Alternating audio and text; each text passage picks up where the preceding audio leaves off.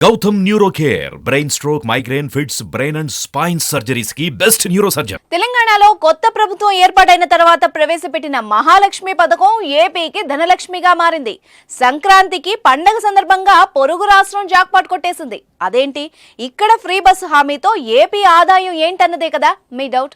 అయితే ఈ పూర్తి వివరాలు వినాల్సిందే. తెలంగాణలో కాంగ్రెస్ ప్రభుత్వం ఏర్పడ్డాక ఫ్రీ బస్ హామీ అమలు చేసింది. దీంతో బస్సులు కిక్కిరిసిపోతున్నాయి.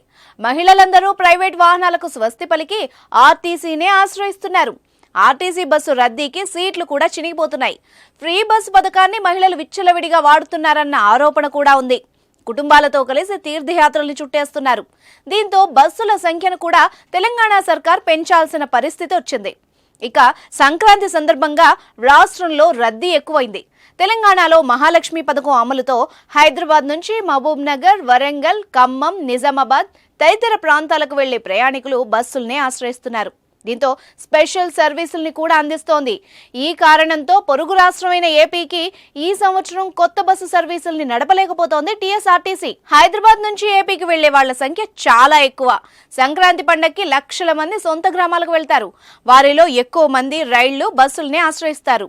ప్రతి ఏడాది తెలంగాణ ఆర్టీసీ వందల బస్సుల్ని ఏపీకి నడపగా భారీగా ఆదాయం వచ్చేది. కానీ ఈసారి ఆ అవకాశం లేకపోవడంతో ఏపీఎస్ఆర్టీసీ పంట పండింది. ప్రయాణికుల డిమాండ్కు తగ్గట్టుగా భారీ బస్సు సర్వీసుల్ని అందించి భారీగా ఆదాయాన్ని ఆర్జిస్తోంది. ఈ ఏడాది పండగ సీజన్ మొత్తం 6,795 సర్వీసులు తిప్పబోతోంది. అయితే అనూహ్యంగా ఏపీ బస్సుల్లో సీట్లన్నీ ముందస్తు రిజర్వేషన్లలో అయిపోతున్నాయి.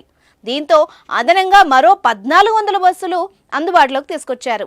జిల్లాల మధ్య తిరిగే సూపర్ లగ్జరీ, డీలక్స్ బస్సుల్లో కండిషన్ ఉన్న వాటిని హైదరాబాద్కు మళ్లించారు. ఏదేమైనా తెలంగాణ మహాలక్ష్మి పథకం ఏపీ ఆర్టీసీకి ధనలక్ష్మిగా మారింది.